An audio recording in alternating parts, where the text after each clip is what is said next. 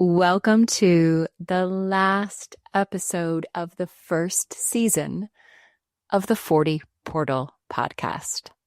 I'm your host, Catherine Zach. Last summer, I turned 40 and set out on a process of self-inquiry.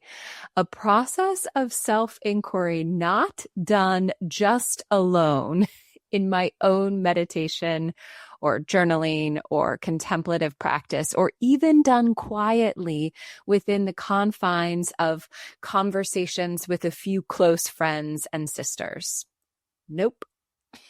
A process of self-inquiry done in community, out loud, on a podcast, interviewing real women in midlife about their own coming of aging stories. And through the collection of handwritten wisdom that you mailed into me, at the heart of that inquiry was these questions. What does it mean to turn 40? What potent passageway is that number? What does it mean for me in my own life? What does it mean for other women? And what can I learn from them? What can we learn from each other? If my culture has been largely scrubbed clean of timeless rituals for marking such rites of passage like turning 40, could I create one? Could I create a ritual in real time, in real life with real women? A kind of call and response, storytelling around the fire, the proverbial fire, an archetypal wisdom exchange through sitting together in honest conversation, a way of bearing witness with and for each other as we move through the decades of our life, as we move through what I have come to know as the 40 portal. And in a world that feels largely consumptive, can we co-create these containers of becoming and unbecoming in community with each other in rich conversation instead of just consuming whatever answers or hacks or fixes or things to buy that the algorithm or influencers or even experts, or let's face it, AI, were trying to serve up for us instead. 40 opens a door that most of us were never shown how to walk through. You don't arrive at 40, I have learned. You enter the portal first. And so this podcast was born in my own 40th year, a listening project into the interior lives of women at the threshold of midlife. What a gift. What a way to spend this past year of being 40 in communion with other women, in conversation that was deep and exploratory and vulnerable and raw and rich. And also, not as a way to offer up any real polished answers, but more of an invitation for my conversation partners, for you, the listener, for those of you who wrote in your questions and your wisdom, for me to allow the process of asking and holding questions and sharing stories to be the whole point. Not landing on some perfect outcome or polished answer. And all of this started in the humblest of ways. It started with me bouncing back and forth in private voice memos that I was sending to the real women friends that I was in conversation with, who were also turning 40 right around the time that I was turning 40. And then bringing a blank notebook to my own 40th birthday and asking the women at my party in real life to fill that notebook with their own handwritten wisdom and their big questions. Here is what I wrote on the first page of that notebook the night before I turned 40. Commit to the bit of being yourself. I love collecting the wise words of women and creating connection through the stories we share. Please leave a little blessing in our co-created 40 Portal book. If you have passed the threshold of 40 yourself, tell us what you know, trust, have learned and burned and earned and churned. It could be short and sweet, silly and irreverent, sexy or serious. I am here for all of it. If you are not yet 40, what's an open question you're living? What longing, desire, fear, or dream do you want to put out into the universe? I'll try to do something beautiful with this little book of blessings. What a joy to be in your good company. And I had no idea what this would become. I really didn't. In fact, after my party, I sat with the notebook for a few months. I collected more handwritten submissions that I stapled and taped into the notebook. I just kind of rocked the idea in my little quiet proverbial rocking chair of creativity, waiting to see what it would become. And I almost did nothing with it.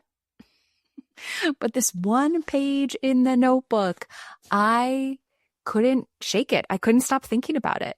And what was revealed on that page confirmed something that I had been feeling as I approached 40 myself and then turned 40 and spent the first few months of being 40, that there is a power, a potency to this number that is wild and raw and invigorating and vital and generative and electric, and it's complex. It is nuanced. We contain multitudes, and this power contains multitudes. It contains a tension that generates that power. It's the tension between this feeling that I have lived enough. I have gone through enough cycles of life and learning and becoming and unbecoming, enough turns of the spiral staircase of success and failure and grief and loss and love and wins and all of it, to know that I know some things.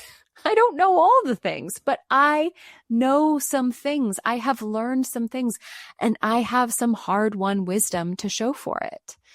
And that power living alongside of and in generative tension with the idea, the feeling that I am still so young, with possibility, with energy, and God willing that there's still so much more time ahead of me to build and create and make and love and build and burn, all of it. There's still so much ahead of me.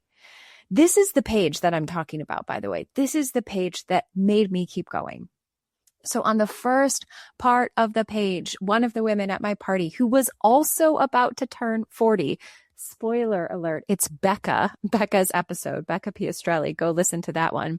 She wrote this: 2 days out from 40, I'm curious about this fear I have of becoming irrelevant, disappearing, because I can see in our culture how as a woman ages, she becomes less visible and less valued.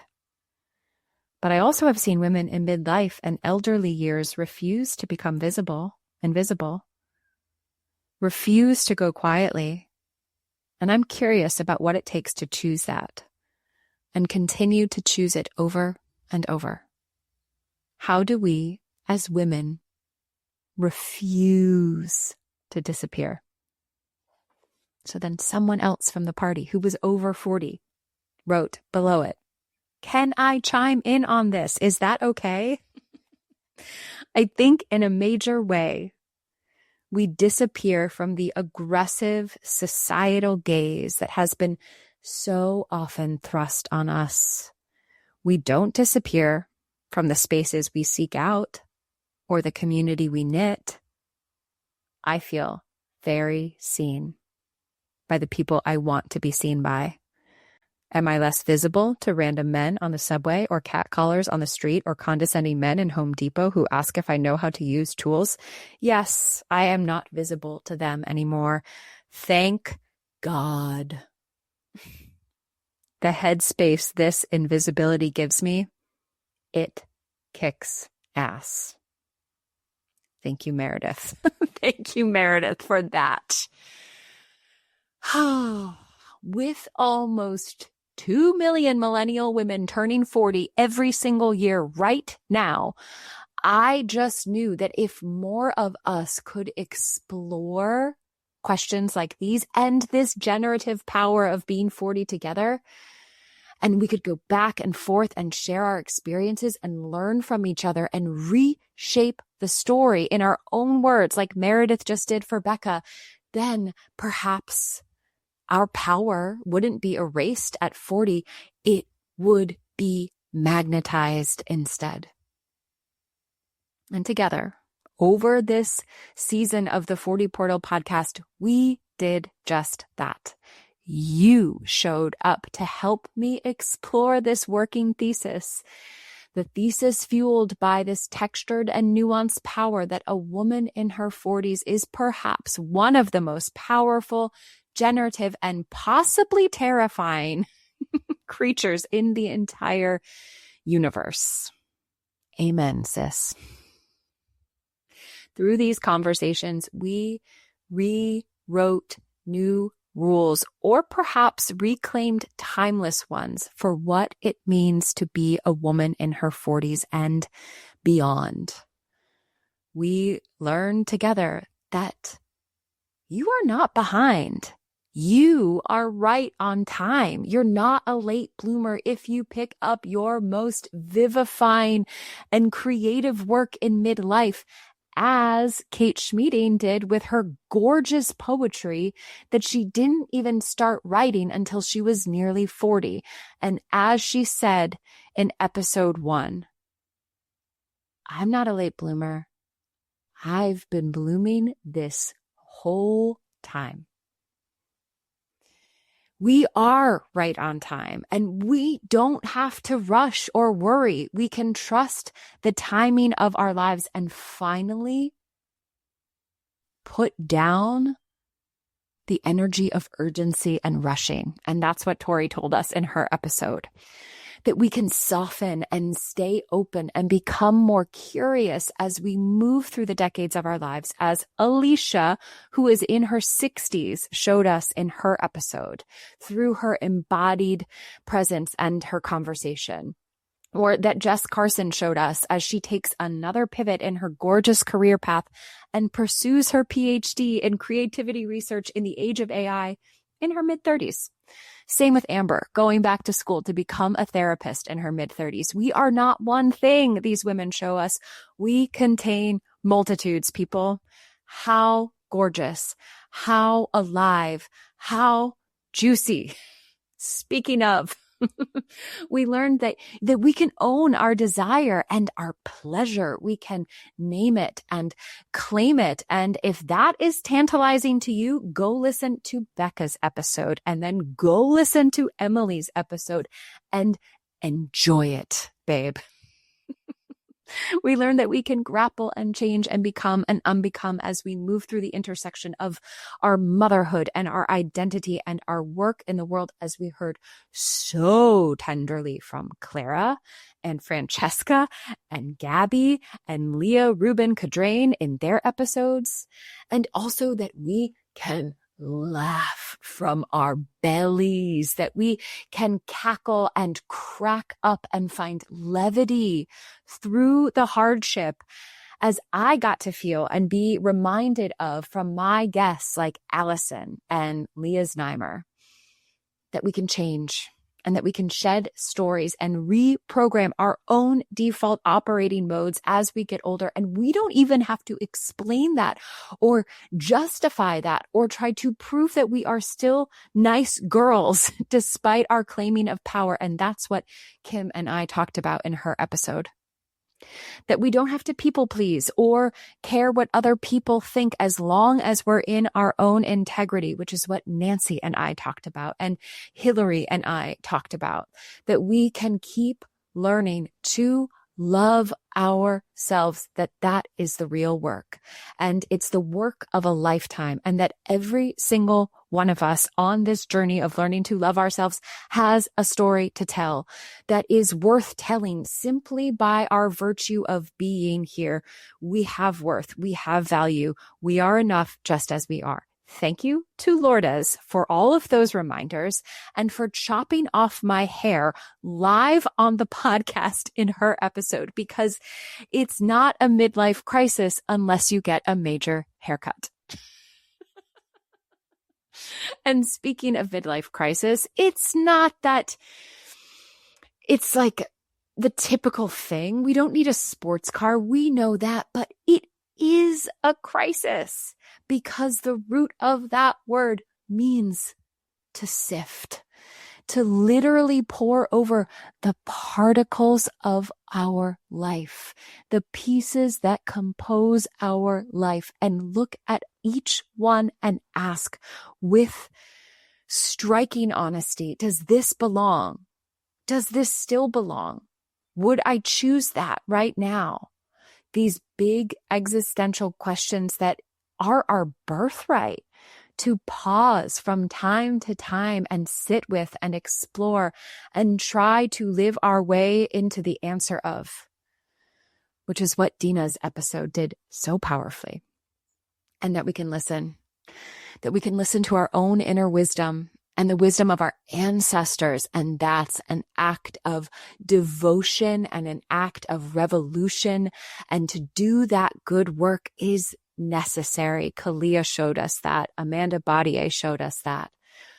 Gorgeous. And none of this was theoretical.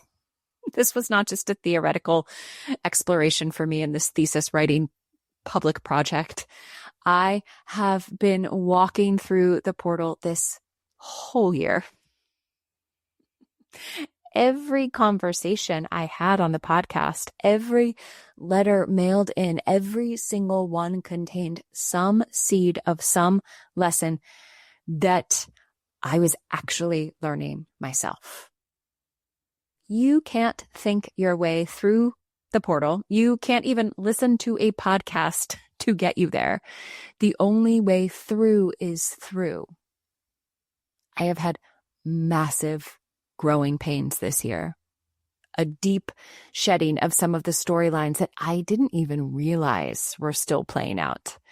And here I am a year later, having just turned 41, not totally through the portal, but in a place that for now shows me that this body of work is complete.